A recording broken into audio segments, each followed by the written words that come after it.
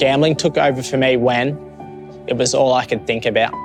Everything I did with work, that was just the fill-in time till I could gamble again. Very lucky the way I grew up, solid household, and then attended primary school and high school both in Geelong, and then I was fortunate enough to get drafted where I embarked on an 11-year AFL career. Gambling probably became a bigger part of my life after I was drafted.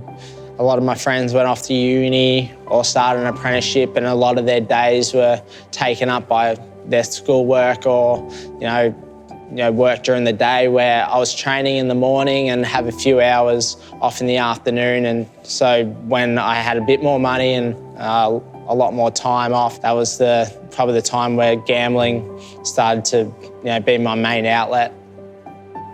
I started thinking about it every single day. Everything I did was all to bet more. I'd always find a way to go and be by myself for 10 minutes and watch a couple races. So I'd say, I need to go to the toilet, or I'm going to go out to the car. Just that manipulation of the people around you to sort of get what you want is probably the thing I look back on now and with the most regret.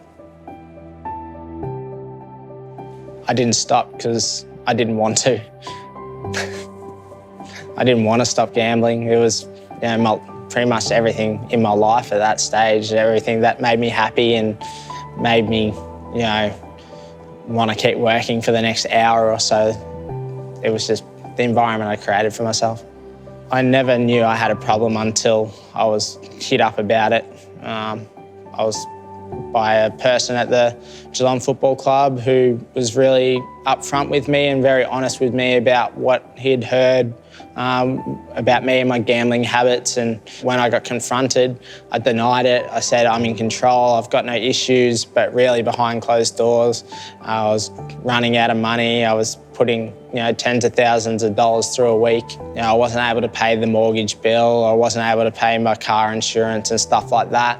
But in my head, I just said, I just need a win to just pay that bill, and then I'm okay for another month. Yeah, it was until that conversation, I would have kept lying to myself, but it was a real moment of realisation for me that I needed help.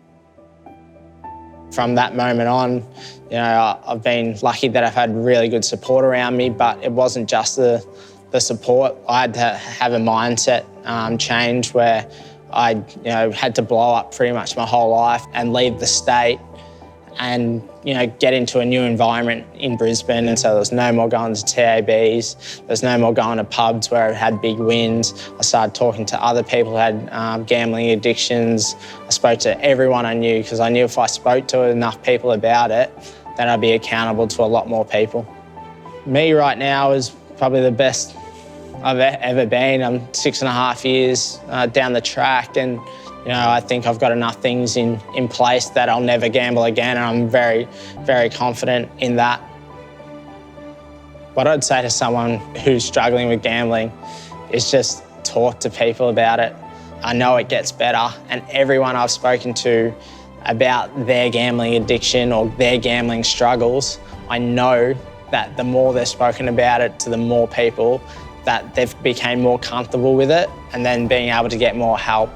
It doesn't matter if you're a baker or you drive a truck or you work at your local supermarket or you're playing top level sport in the biggest sport in Australia. Gambling addiction does not discriminate at all. But I also want to show that there's a sense of optimism out there, and you can actually beat this thing, and there's another life outside of a gambling addiction. Your life doesn't have to just revolve around gambling.